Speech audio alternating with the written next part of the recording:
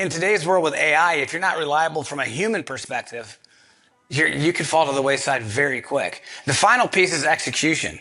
If you're not executing, you're executed. In today's live episode of Spiraling Up, the AEC industry has gathered together in Norfolk, Virginia to step beyond the looking glass. Today, we are breaking down hot, fresh research. Hot and fresh? Both hot and fresh. Okay.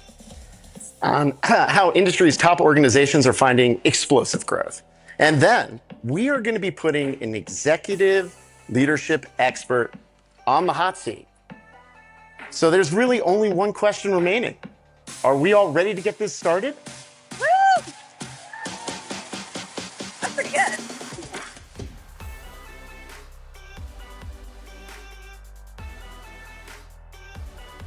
Welcome to Spiraling Up, the podcast for professional services marketers and business leaders. My name is Mary Blanche, and as always, I am joined by my witty and sometimes slightly unhinged co-host, Mr. Joe Pope. I always enjoy hearing what adjective you come up with next. I try. Yeah. So as you can see, this is not a typical closing keynote. When our marketing and branding agency, Hinge, created the Spiraling Up podcast at the beginning of last year, we had a major goal, and that was to provide a platform for industry thought leaders to be able to gather together and share their insights in a form that isn't boring. That's right, no generic interviews on the Spiraling Up podcast. On our podcasts, we play games. But typically, we're recording a podcast safely hidden behind a computer screen, usually wearing sweatpants and with the benefit of post-production cuts. But thanks to the SERC planning committee, we don't get that today. In fact, I had to put pants on. Real pants. And there are no cuts. We are doing this live together and in person. Apologies in advance for when I stumble over my words. There is a very specific data-driven reason, though, that we've gathered together on this stage.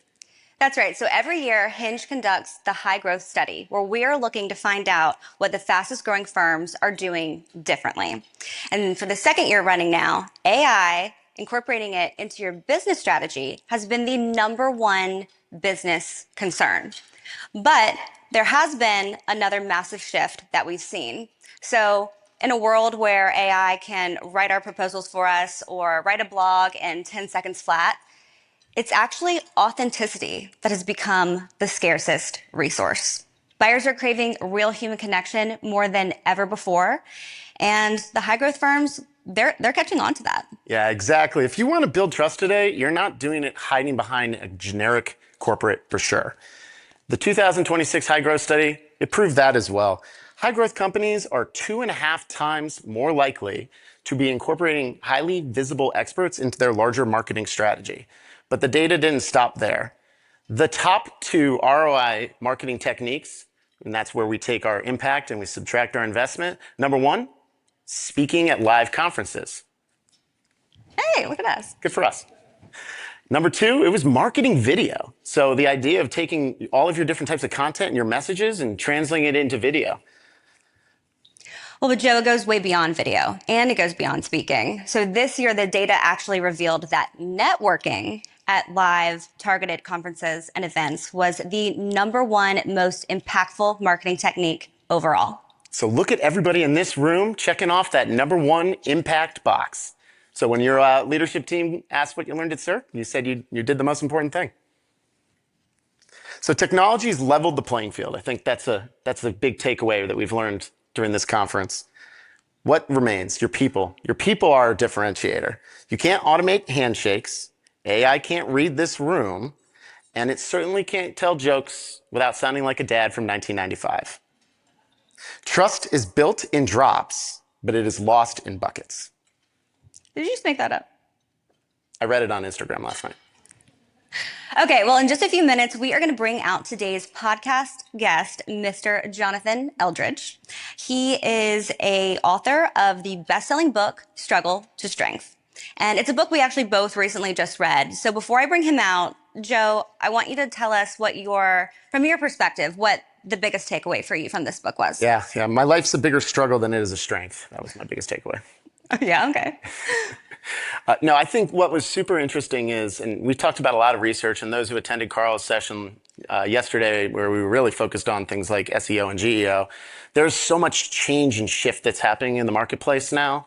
And this idea of authenticity, which of course is now becoming a buzzword, and we're all going to probably get sick and tired of it at some point. But this idea that true, real connections are so important, and we're seeing that across the marketing tactics and techniques that are most effective.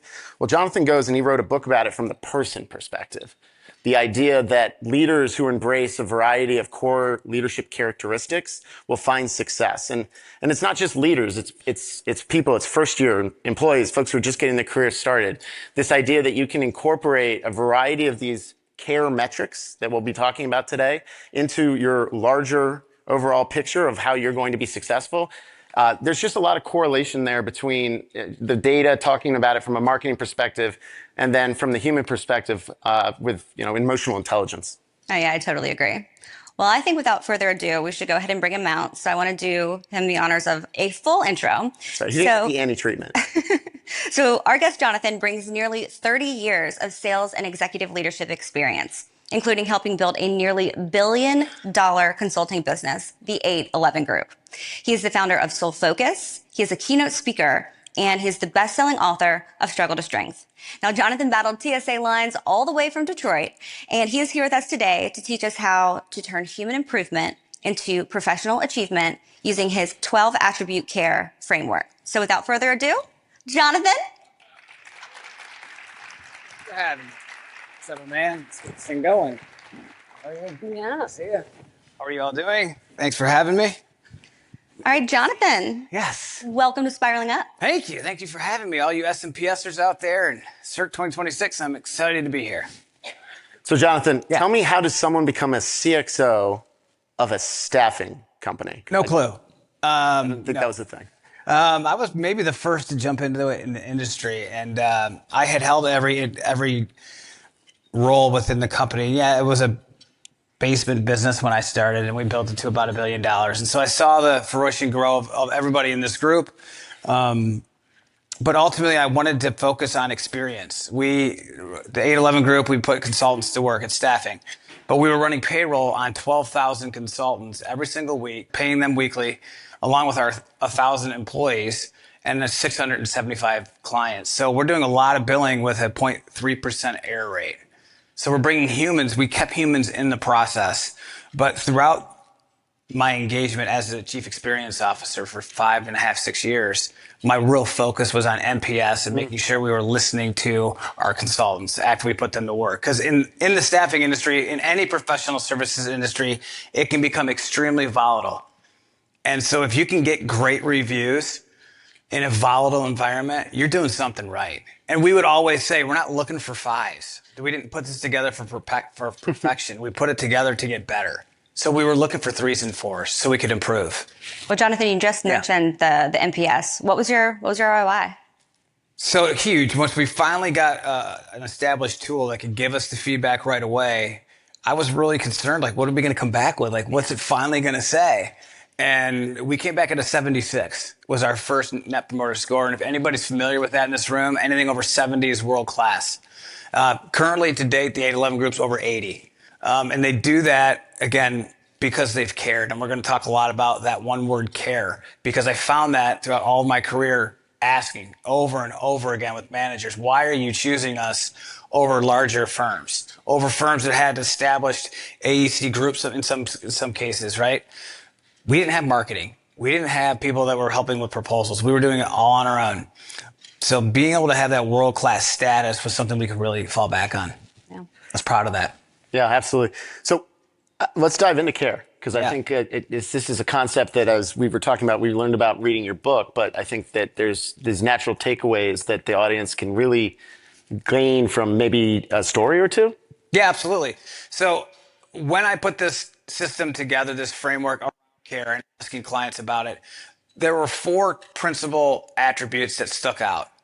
And it's much harder to do than you think. And there's a reason why the rest of the blocks aren't filled in. But at its core, and then the foundational pieces, you have to be consistent. Consistent is about repetition. It's about your reputation. It's not about doing something over and over again. It's how you show up. What's your attitude? And if you can't do that consistently, you lack trust, and clients will go on to somebody else who can be consistent. So that was the first piece of it. And I was like, gosh, there's a lot of companies out there. Number one brands in America right now have always been consistent. Starbucks, Coca-Cola, Amazon, Costco. Those are brands that have stood the test of time. Domino's Pizza, we're going to talk about in a little bit here, for sure.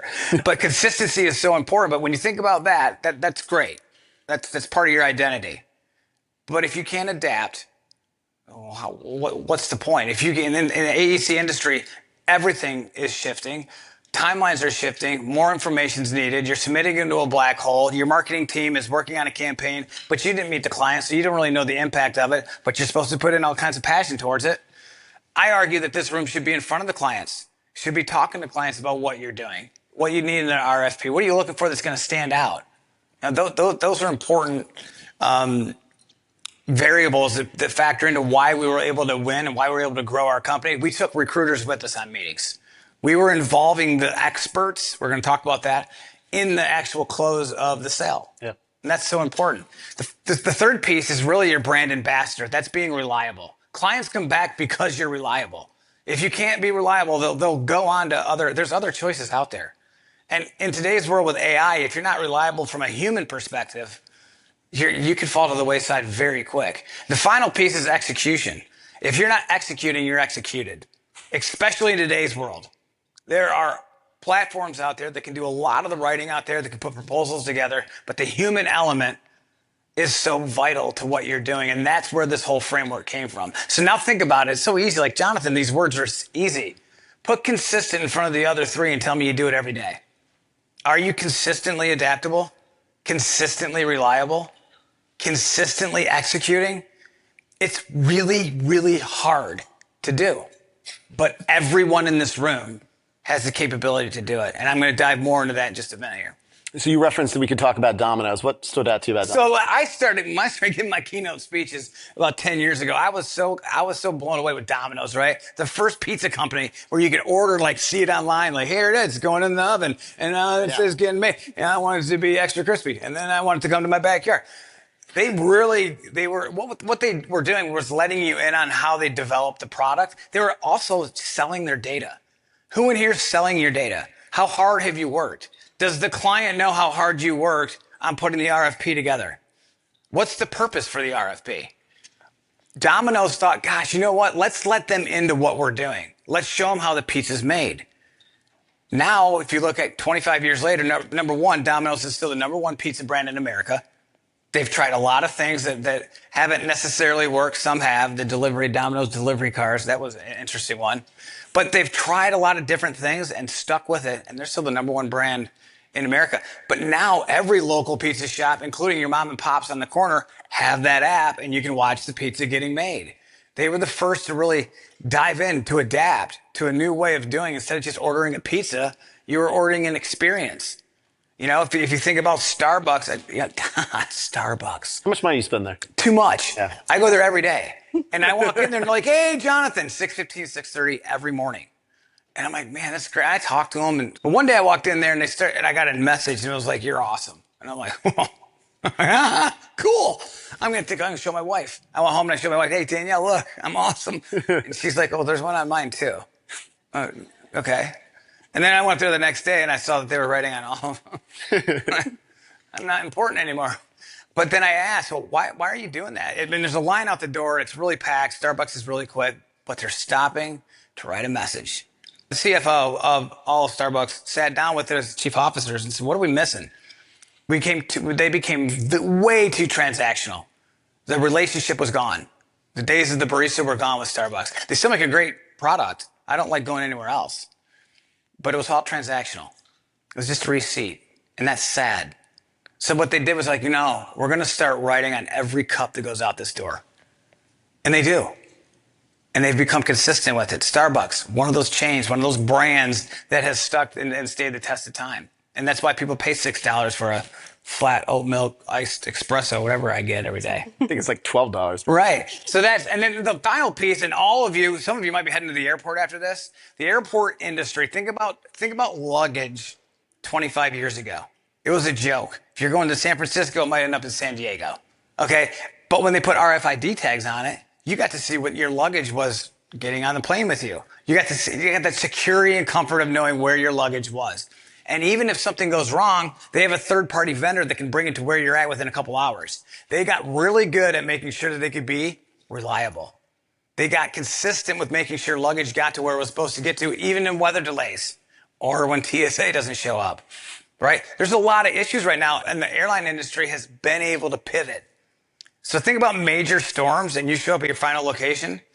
The client sees the 5% of that marketing campaign, of that RFP, but they don't know the hours of effort that went into making sure that the roller coaster ride behind those drapes makes sure that your luggage goes to the right place.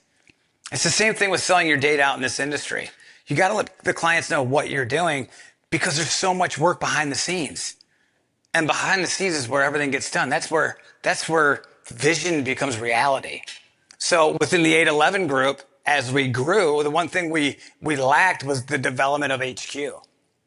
I made sure we started to develop an HQ, a proposal writing team, an RFP responding team, a full marketing team, a legal team, an IT team. And I saw now with 185 internal HQ employees, and all of them have a voice. All of them lead. There isn't one leader. Leaders don't lead with title or tenure. They lead with passion and purpose. So think about those brands. And now think about how you elevate your brand or your company in this industry. The question you should be asking yourselves isn't, what's the identity of my company? The question you should be asking yourselves is, what is your identity within it? How are you part of the business plan? And if your leadership hasn't included you, get involved with the business plan. Your clients want to know who you are because you guys are the ones doing the work.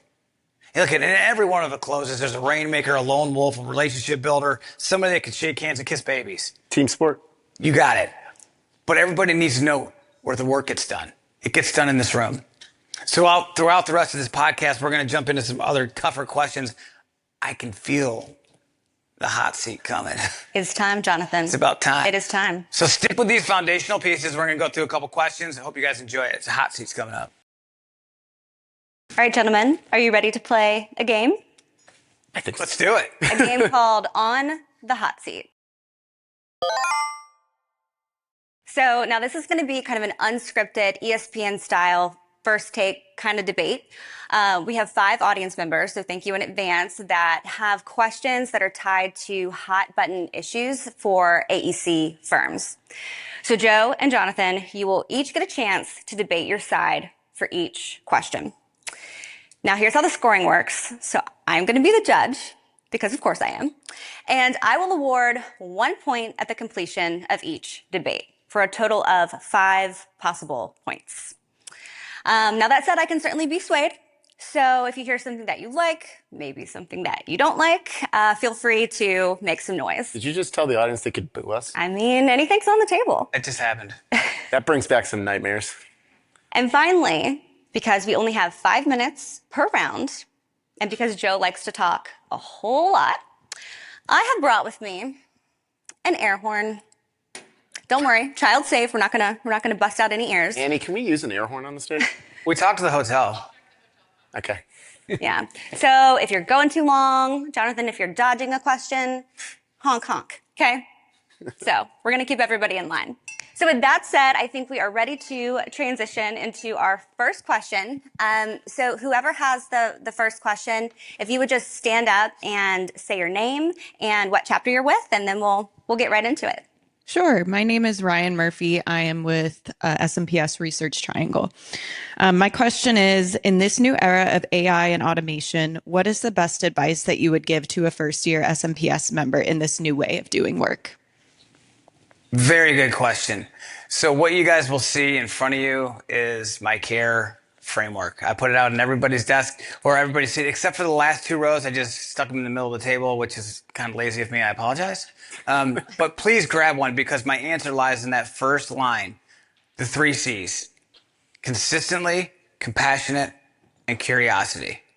Consistency alone can't build trust, but consistency with compassion and a little bit of curiosity, you can absolutely build trust. So if you even put a little equal sign right next to curiosity and just wrote the word trust, Those three elements are really the frame. How my framework actually started was somebody that came to my door, literally came to my door selling something. And I just wanted to hear a story. And I became compassionate because door-to-door sales is tough. What kind of person came to your door to sell something? Mosquito repellent. I didn't even need it. We have mosquitoes. The bane. I don't live by water. Anyway, but I wanted to know his story. And he started talking to me about how he was going door to door. And curiosity. And then showing the compassion. And then he started talking about his resume because I told him I worked for a consulting company. And he sent me his resume later on and said it was like I had a great conversation. And I was like, God, that's just C. Well, what about A, R, and E? And that's where the rest of the attributes came in. But to answer your question, anybody coming right out of school or right into your industry, the 3 C's, I would start there before they do anything else. If they can get those down, they're already establishing trust. What a crazy time to get started in your careers, though, with AI truly just blowing up in the last few years to the type of thing where we're worried that it's going to control what our jobs are or if we're even going to have a job, if something else might take over. So, I mean, I think if I'm looking at this from the perspective of a first-year SMPSer, it's certainly you need to leverage these tools. You need to incorporate them in what you do. But AI is not building your referral network. AI is not creating advocacy. We're in a room full of, with a giant purpose of creating advocates for others. We got mentors left and right, folks who are ready to help everybody take their next steps in their careers. So I think mastering that art of conversation is key. So being comfortable to start conversations with business leaders, seeking out who's going to be your supporter. One supporter can make all the difference in the world. And then you can then translate those lessons you learn, use your tools, your AI, whatever it might be, to then grow your career from there. It's a pretty good answer, Joe. I don't think it's as good as mine, but it's a pretty good answer. We'll see what Mary Blanche says. Yeah, Mary Blanche, who won? Well, you both came out pretty strong out of the gate, so participation ribbon for both of you. But I have only 1 point to give, and I am going to give it, sorry, Joe, to Jonathan because he listed all 3 care attributes in a... There we go. Let's start it right. Don't worry, we still have 4 more questions. It's okay. Sure. You're going to get there. All right, so let's go to our second question, which is going to be about organizational branding. Hi. Hey guys, Garrett Conrad. I'm with Palmetto SMPS chapter. So what's one thing you cannot stand about company brands and professional services? Ooh, good question. Great question. I appreciate it from a Hawkeye as well. That's how you do it. You suck up. Okay, I could see. Yeah, okay. He's not rewarding you the point, though. Good point. Fear of differentiation. So you see it in the sub-headline up there, 50 Shades of Blue. You look around organizations and how they treat brands, and they treat it like a color exercise or a logo thought or things along those lines. In professional services, your brand is the intersection of your reputation and how visible that reputation is. There's no amount of color involved in that. But how do we set ourselves apart in a brand then from there? It's differentiation. So when we talk about it at Hinge, we think about it like a stool, a 3-legged stool, if you will. Stool. Is it true? Is it relevant? And it's provable. If you don't have differentiators that check each of those boxes, it's like kicking one of those legs out on the stool. It won't stand. It'll fall over. And in professional services, we are selling expertise. So our brands need to be wrapped around expertise. And you don't get to just say things like, we're your trusted partner. How many times have you seen that? Right? Well, you don't tell somebody to trust you. That's a pretty quick way to actually lose trust. You have to prove it.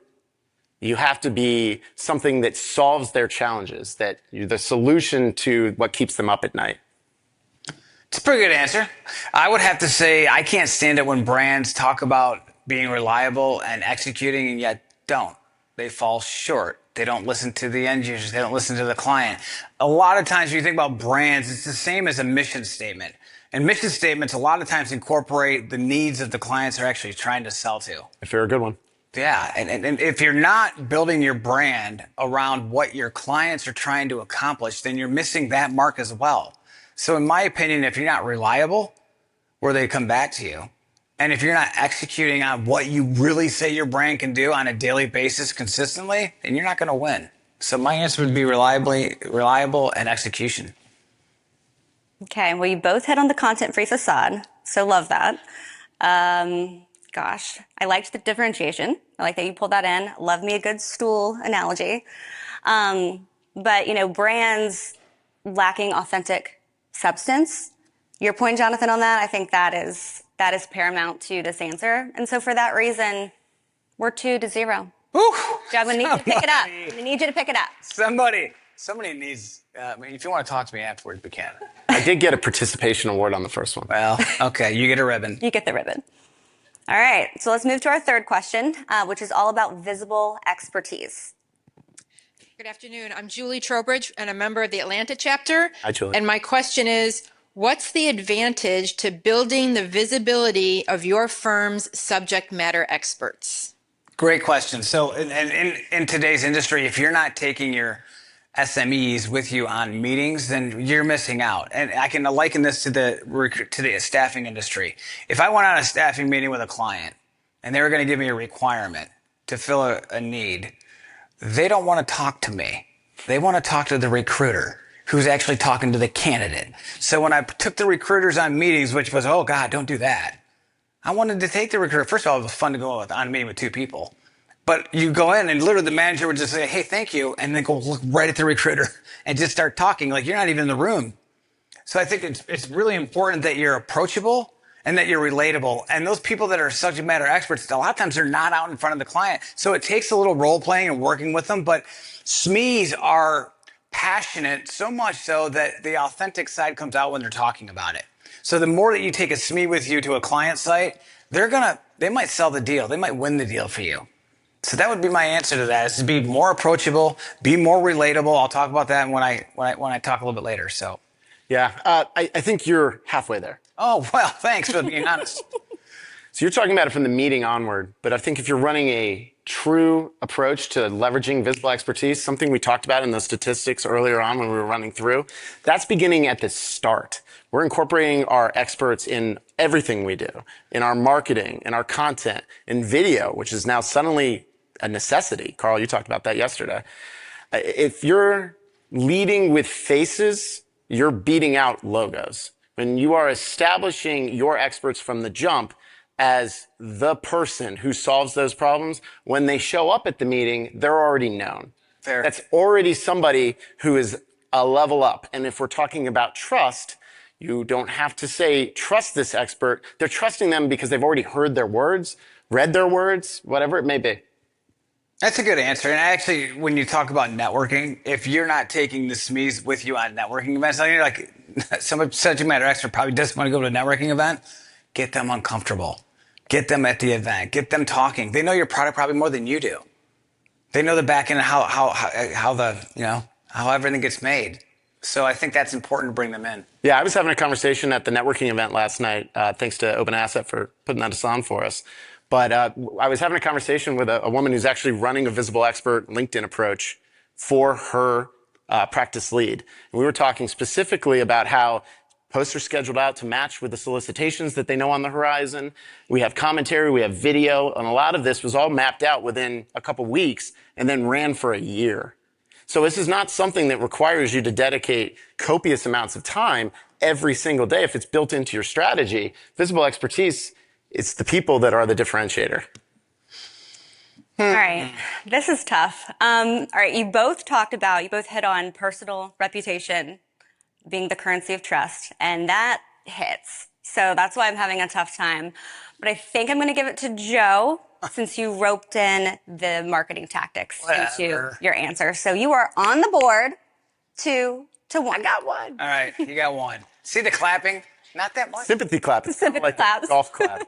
All right, let's go to our fourth question, which is going to be all about business development. Hi, I'm Tara Harris. I work with Brown and Caldwell, and I'm with the SMPS Virginia chapter. And my question is, how has business development in professional services changed over the last 20 years? Oh, boy. And what do you see for the future? Sure. Great question. Tara, that's a great one. So story time. 15 years ago when I started my career was in the AEC space. I had the title of marketing coordinator for a transportation consulting company. Take a guess how much marketing I actually did in that role. None. I wrote proposals. And not only did I write proposals, I would go into the print room, which was a thing back then, and I would bind those proposals with the nice acetate covers, and then I would chase my principals around for wet signatures. Am I bringing back fear from anyone? Is this? Yeah. So clearly we've had a shift, as luckily we don't quite need to do it to that level anymore. But with that shift, we have added all sorts of other challenges as well, because that was what our view was of this industry for a very, very long time. And organizations like SNPS are providing a platform and education, so we are more than that. And I think one of the biggest ways that we can look at this moving forward is that this is a bullhorn, or an air horn, I guess, to a call to arms for folks. This is your opportunity to continue to grow across this team that's needed to be successful. So we've already talked about a few of these different lenses. We talked about the importance of conferences and networking and visibility and video. These are all elements that desperately are needed in every professional services organization. And the people with the best seat to do this are the ones most closely tied to how we win work in the first place. So this is a place where business development has come from and where we are moving forward now. It's a pretty good answer, Joe, but it's not mine. I would say if you look at 20 years ago, 25 years ago, everything was done manually. You were writing things out on paper, and now everything is shifted. We have a plethora of tools. We have AI that's totally ingrained in what we do. But what hasn't changed is the fact that human connection 25 years ago is as important as it is 25 years later. And in 25 years from now, it's still going to be important. You're still going to have to go on meetings. You're not going to have some fake person walking in on a meeting and you're being an AI agent of you. That's not happening. You're going to have to go on meetings. And I think that there's something to be said for the personalization in this industry, in any industry, be it writing letters or just showing up early and paying respect. I think ultimately we've leaned so much on products that we've gotten away from the tool or from the personal aspect, which I talked about with being transactional versus relational. I think we became transactional because that's easy. We've got products that can help us. Yeah. But the reality is you learn and you succeed by how you personally interact, not the tools that you use. So that would be my answer to business development. Yeah. I mean, I think one thing that also stands out is we've talked about the importance of proposal, but one thing that stands out in our high growth study year after year is that organizations that are bringing a strategic point of view to their remaining collaterals, their materials that are on their websites, their print sheets, their PDFs, whatever it may be, when you tell cohesive branded stories across those materials, you're getting that same type of effect I was talking about with visible experts at being at the front end. So they're understanding your brand before they see your proposal. They are understanding what sets you apart, what's different, what is going to make you the reason that what makes you the reason they should be selecting you. So those are all also key factors here, is that you have a whole life cycle to talk to your prospects and then clients, and that you need to have a cohesive message through. And I will say real quick, in our last question, we talked about SMEs.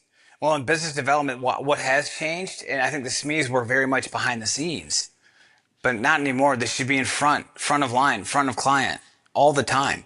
So in business development, if you're writing a plan, make sure you're including your experts in anything you're doing with the client. Make sure they're involved with it. Did we air horn him? I was literally like starting to reach for it. But she didn't, because it was a good answer. It was a good answer. Yeah. I saw a lot of head nods. I think we can all agree that BD is a team sport and everyone needs to be involved in growth. I think your final point, Joe, took it. So I am going to give it to Mr. BD. So we're 2-2. Go me. But now there is a reason that there are 5 questions and not 4 or 6, because we don't believe in ties. There will be a winner. This is not soccer. So there are 5 questions, and we are going to end with our 5th question. Leadership and growth is going to be the subject. So yeah, go ahead. Hey y'all, I'm Anna Maria Jacob. I'm new to SNPS Alabama. Welcome. And my question is, what is one leadership skill that professional services marketing leaders should focus on, but maybe it's flying under the radar? Oof. I have to say, I'm going to give you 2, but curiosity and relatability. And I'm going to tell you why. Who in here thinks that curiosity is about asking questions? Kind of. Curiosity is the art of building trust in a conversation. when I was talking with Carl yesterday and I was learning about his life and he was talking to me about his wife and his kids, I was asking secondary questions because I wanted to build trust with Carl. I wanted Carl to know that I was listening to what he was doing. Ultimately, all I wanted to do was create a bond of trust. And I did that through relatability. I did that through, okay, I don't know motorbikes, but I rode a bike. Well, and draw some correlations. So curiosity and relatability are absolutely vital to leadership, team, and growth. That's my answer. So I'm in trouble because relatable was going to be my answer. So hold on. Luckily, you gave me more options. Oh, yeah, you got 10 other ones. Respect. I think respect in leadership, and especially in professional services, is when you see it, you know it, you feel it, and it drives you forward. And when you don't see it, that's what Glassdoor is for. So, well, you also, one thing I really love about your care card here, Jonathan, is that you've got words underneath them as well. And the word underneath respect that you used was unconditional. So it's not something that comes with strings. It's something that you bring to every single day. It reminds me, and those who've followed along with the Spiraling Up podcast would know, we talk about movies a lot. It reminds me of the movie Remember the Titans, where attitude reflects leadership. And when you have a crappy attitude, or you have a team full of crappy attitudes, there's a really good chance that that was driven by a leader. And so when leaders are providing a respectful communication or even listening, then you are far more likely to have employees that have an interest in continuing to work for them, strive for them, do harder for them, and push through that last minute proposal deadline for them. So I'll go with respect because you took relatable. You guys, how am I supposed to choose? Drum roll. I'm going to patch in the judges. You don't have an earpiece on. You don't know. I could. Who are you talking to? I could. All right. There can only be one winner. And so the judges and I have decided that we are going to give it to the best-selling author because... Yes! Winner, winner, chicken dinner. This game was rigged. I'm excited. What do I get? Well, you wrote a book. So. There is a prize. I wrote a book. It's right here.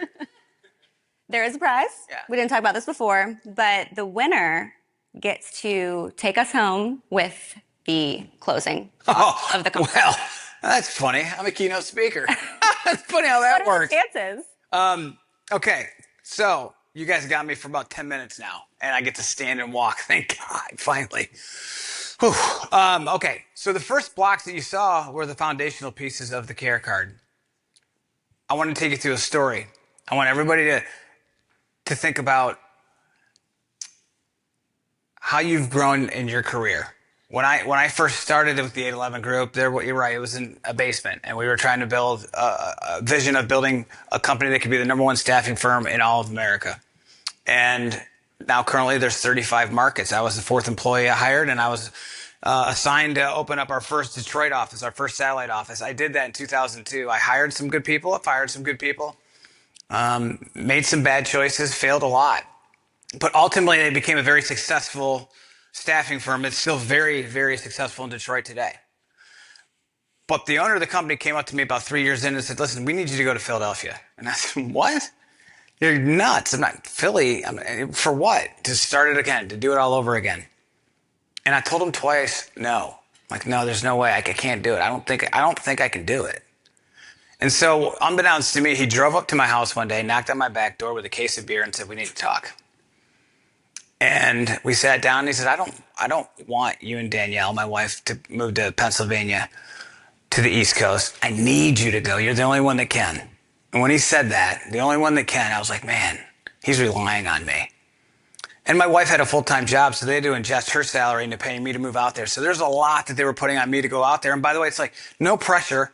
We're just trying to grow the whole company, and we need the East Coast. So why not send a Midwest nice guy out to the East Coast where he can get chewed up and spit out? That was fun. And by the way, I had 18 months to get it done. And you can't do that in 18 months. But I went into the Philly office, and I started leading differently than I did in Detroit. I started teaching, ABT, always be teaching. Write that one down. Always be teaching. If you're not teaching every single day, you're losing the opportunity to teach the people that are going to come after you. But in Philadelphia, I hired right away. I started teaching right away. But no one knew who I was. All I wanted to do was make friends. I literally told people, look, I'm not here to sell you anything. I just want to be a friend. You want to go golf? What do you do? You want to play Golden Tee? Like, what is it that we can do? So I had to I had to adapt and use different techniques. One of the techniques was I dropped Eldridge and Brooksource, which is one of the companies underneath 811 Group. And I just said, hey, it's Jonathan on a cold call. Jonathan who? Oh, I got him. As soon as you can get a manager to ask you a question on a cold call, it's no longer a cold call. You got them on the hook. And I say, hey, I'm not selling you anything. I'm not going to puke all over you. I'm just trying to develop a relationship. I've been charged with coming out here to build a name, to build a dream. Give me 20 minutes. I'll never bother you again. Well, I thought maybe that would work. And it kind of did a little bit, but not to the impact I wanted. So I started door knocking. You know what door knocking is? Literally going into organizations, knocking and going up to the receptionist, treating them with respect, and then asking, hey, is there anybody in the IT department that I can send some information to? Ultimately, I was creating a call sheet. So I did that to the point where I had 25 names on 5 call sheets, and I would rip through them every single day. And I was getting nowhere. And it was disheartening. Going home to your wife and her asking how you're doing, and you can't hold it in when you were able to do it in another city, and the whole company's waiting on you to get it done. And the people that you hired are like, dude, when's the Rex coming in? Like, what's happening?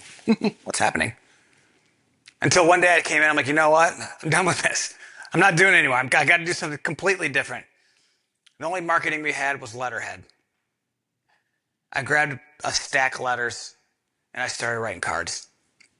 And I didn't write cards about stats and statistics about how big we were, because we weren't that big. I wrote everything about me and my life and the fact that I had gone through tremendous loss. I'd lost a brother. He had 4 kids. It was awful. It was a very, very bad situation. And I talked to clients about that. And I talked to them about wanting to become friends. And then, oh, by the way, they'd ask me, what do you do? All because I wrote letters. One of those companies, DaVita, I don't know if you've ever heard of it, but they're a large dialysis company. It's the largest in America. That was one of my target accounts. Mike Huff. I called Mike Huff for a year. And I left him beautiful voicemails for a year. And then on that card, I wrote him everything in my heart and soul. And 4 days later, after he got it, he called me and he said, Jonathan, I got your card. Mike Huff, how's it going? My God, how you doing? He's like, I'm not calling you because of your voicemails. I'm like, why? They were good. He goes, I'm calling you because of the card, because it was genuine. And it meant something to me. I'm like, wow, that's awesome. Can you come in next week and meet with me? Sure. And I had known, I'd done my research. He was from Pittsburgh. My recruiter was from Pittsburgh. Apparently it's black and yellow. It's a cult thing. Like, they got together and it was like, I didn't need to be there. I didn't need to be there. I took the subject matter expert. 3 weeks later, we broke DaVita. We still work with DaVita across the entire company. My whole point to that saying is, everybody who in here has written a letter in the last month, and I saw a couple of people writing letters. Yeah, look at some more hands than I thought. Bravo to you. Are they professional or are they personal? Personal? They're both? Awesome. Even better. So important that you're writing letters. Like, no one's doing that. And that, again, you're talking about AI. AI can write the letter too and make it look like it's cursive. But write your own letter. I still do it today. That's so important. And now shifting from a day, so we broke Philadelphia, or we broke the East Coast. We broke some of the largest clients because I was passionate and I sold relationships. I didn't sell staffing. I waited for them to ask me what I was doing before I ever talked about what I did. Now think about the age of AI and in the AEC industry. Everything's always changing. AI is quicker than ever. If you're not adapting to AI and using it as a tool, then you're kind of missing out. I use AI all the time, and I thought I could write good content. Turns out AI can write it quicker and make it sound like me. But I still want to make it personal. AI is something that you can take to a meeting, but it can't take you through the meeting. It can't open the door. It can't register the facial expressions of the person sitting across from you. It can't give you the answers. You're done the minute you walk in the door. So AI is only a tool. It is not your identity. And that won't change. So now I want to talk about real quick the rest of these attributes and why it all adds up to the it factor. And that it factor, I'm tired of the it factor being an athletic term. It is not an athletic term. It is a human term. And these attributes, when put together, can give you the ability to build that it factor. We talked about the 3 C's. Those build trust. Okay? The next one's down here. You're looking at approachable. How long can you carry a smile? I talk about that in my book. Chapter 3, Chapter 4, actually, approachability. If you're not carrying a smile in a conversation, how apt are you to have that conversation continue after 5 minutes? You have to smile. The resting you-know-what face is a real thing, and it happens to men and women, and you can't have it.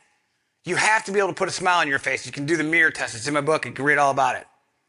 To be relatable is important.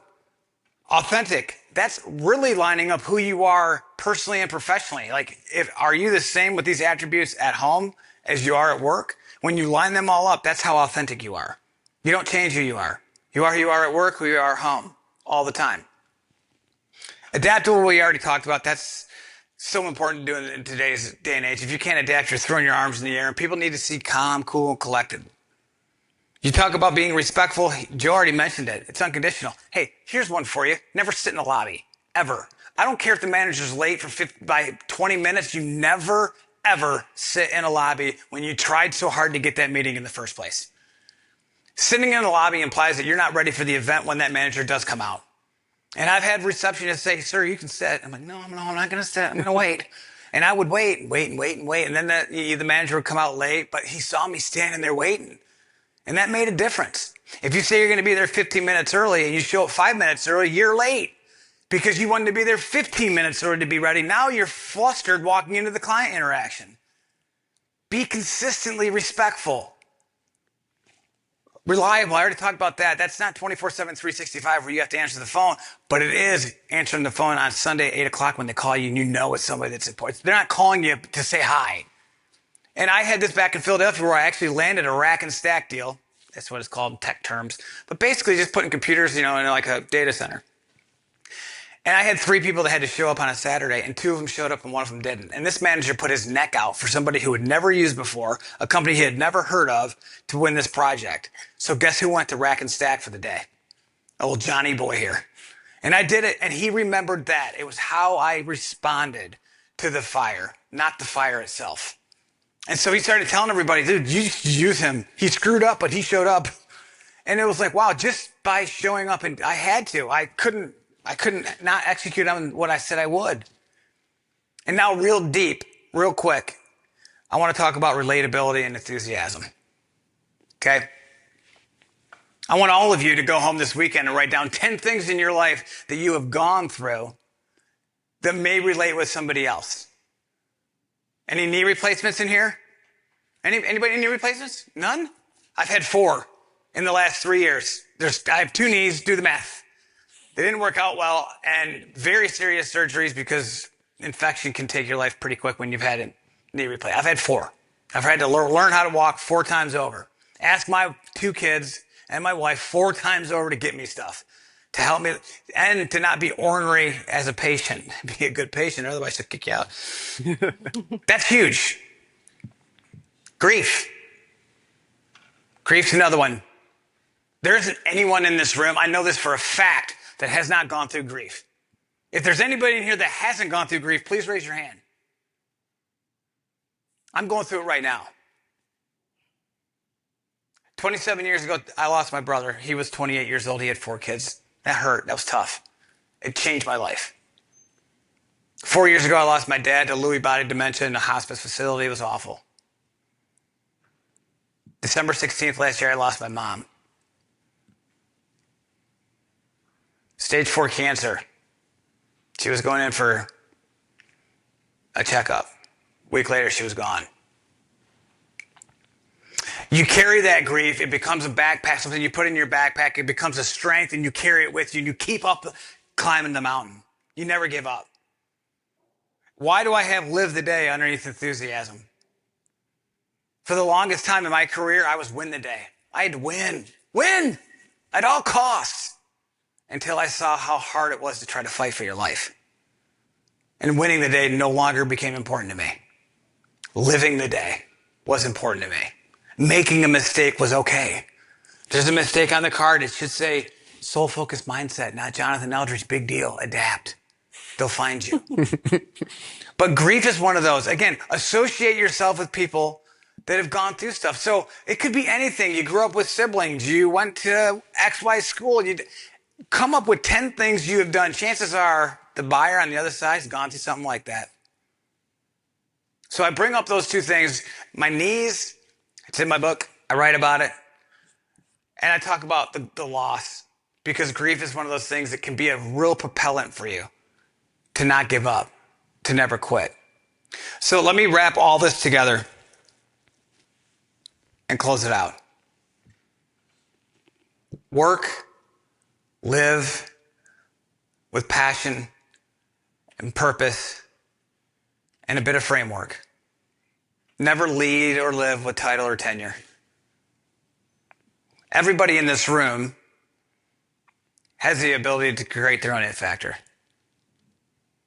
I'm going to say that again. I want this to hit before you leave. Every single person in here can develop your own it factor. All you have to do is care. Thank you.